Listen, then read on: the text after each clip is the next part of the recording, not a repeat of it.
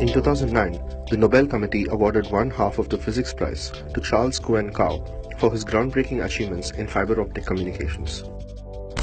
Back in 1966, Cow had been instrumental in proving that light could be transmitted over hundreds of kilometers using the purest optical glass fibers, laying the groundwork for high-speed internet that now allows millions of texts, images and video to be sent around the world in a flash.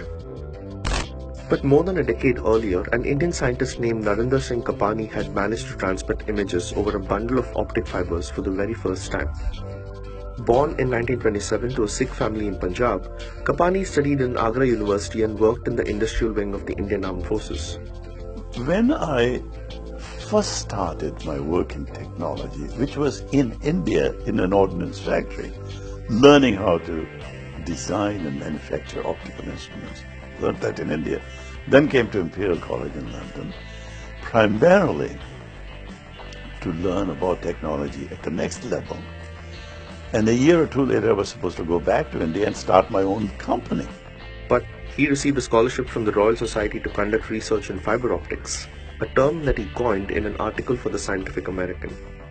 I worked for about a year and a half on trying to make glass fibers and align them in a way so we can show that they can transmit light and images together. Recognizing his breakthrough work, his professor, Harold Hopkins, pushed him to do a PhD in optics, much to Kapani's surprise. I had assumed having a PhD was a negative thing because it makes an egghead out of it. That was my assumption at the time. I wanted to be a practical man in the world and do things. I was getting ready to come back to India, and I had actually met Nehru, who wanted me to become the scientific advisor of Ministry of Defense, and that I thought was quite interesting. But soon after, while presenting the very first publication on fiber optics in a scientific conference in Italy in 1956, Kapani met an American professor who convinced him to move to the US.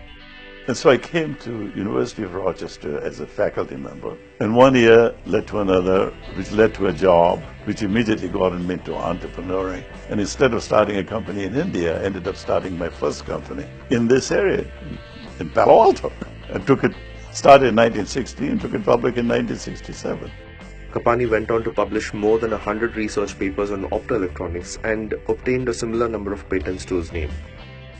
So, when the Nobel Committee omitted his name and included only Charles Cow, many scientists were surprised, especially since the committee had acknowledged Kapani's groundwork in a detailed publication about the 2009 Physics Prize.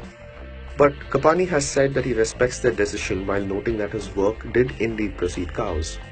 Today, in his 90s, he lives in the US as a businessman and a philanthropist, seeking to strengthen the ties between the Sikh community and others in America through his charitable foundation.